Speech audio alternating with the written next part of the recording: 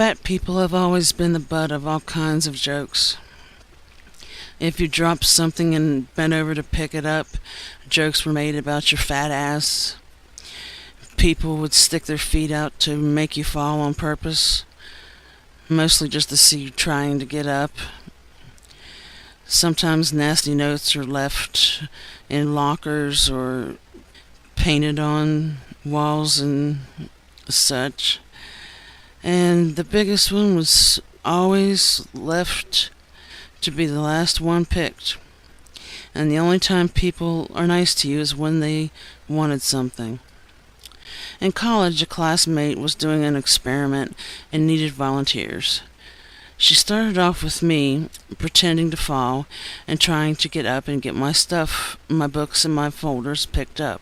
She chose a crowded area where people were always mingling, and my job was to be the fat person. When I fell in front of the large group of people, they laughed at me and immediately, and there was no help in picking up my stuff. Next up was a girl who was average but curvy. When she pretended to fall, people asked her if she was okay, and people, male and female, helped her pick her stuff up. Next up was a very skinny girl. She was so skinny people thought she was anorexic. The guys were quick to help her, while the females said things like, "You need to eat a burger or a steak," or some variation thereof. Only 2 out of 16 females helped. I hear all these negative comments and jokes about fat people, and I'm including people who are just curvy in this too. I have been overweight my whole life. Elementary school sucked. No one wants to do anything with the fat kid, unless it benefits them in some way, of course. Middle school was no better, except my dad had died, and I was angry from then on out. Once you kick someone's ass for making fun of you for your weight, the tendency for the jokes and the bullying stops. But you still have to change clothes in front of other girls in gym class. You hear the occasional laughter and snickers from the various little cliques in the classroom. You learn to distinguish whether or not you are the source of people's laughter. It's like you have some sadistic, bizarre personal laugh track in your life. I refused to dress for gym class because I knew the other girls laughed at me and made jokes about how fat I was. I went so far as to go out of state to get a doctor to write an excuse to have me excused from gym class for the rest of my high school attendance.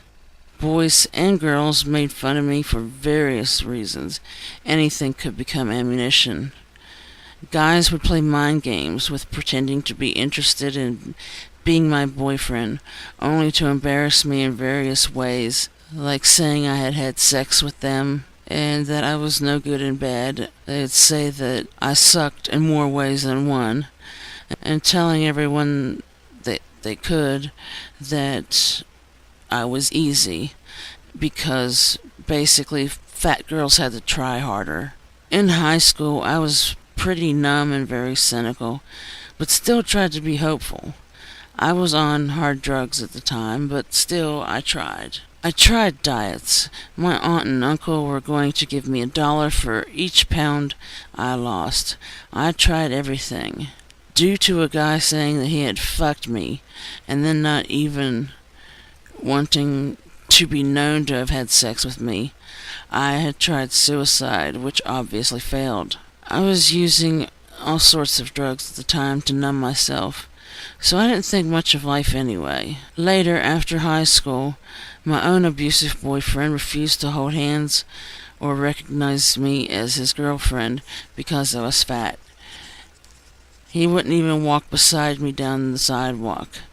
He would walk ahead of me. He cheated on me constantly, but if I went out with a guy, he would abuse me to keep me under control, which never happened, really. I was convenient. Even into my adulthood, my weight and the laughter followed. I got very good at learning when I was the source of laughter, and I learned how to read lips. And I began to confront people about it, especially in college. The desks there were not made for heavy people. You'd have to squirm around just so you'd have enough room for your notebook so you could take notes, and you'd have to squirm the bottom half of your body around to try and make sure that it didn't go to sleep.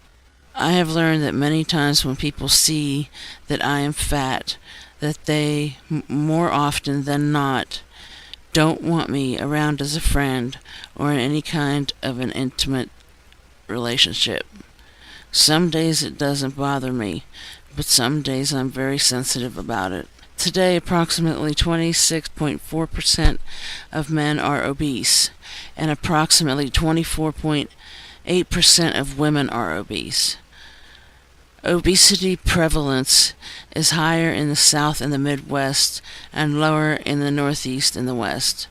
No state met the Healthy People 2010 objective of 15%. Over two-thirds of adults in the U.S.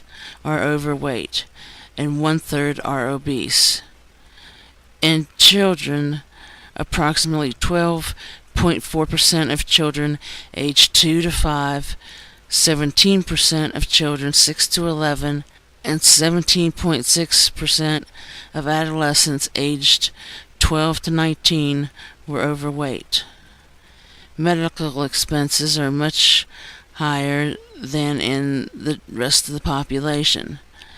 Diseases that are linked to being overweight are type 2 diabetes, coronary heart disease, high cholesterol, heart attack, stroke, high blood pressure, non-alcoholic fatty liver disease, gallbladder disease, osteoarthritis, sleep apnea, and other breathing problems, and certain cancers such as breast, colorectal, endometrial, and kidney cancers are more common in obese people. Complications in pregnancy and menstrual irregularities are also involved. This is just a short list. Being fat people tend to have more problems with depression, anxiety, social phobia, and suicidal ideations than the rest of the population. In the crotch bar you will find links to several different articles. I hope you will read through these, and I hope that you will look at people who are overweight in your life in a different way. I hope that you will realize that fat people have feelings too, and they are real. And I hope that you will look at fat people in a different way and realize that many of them are hurting and you don't know. You just don't know how much. For all of you out there, hope you have a good day. Much love and respect to all.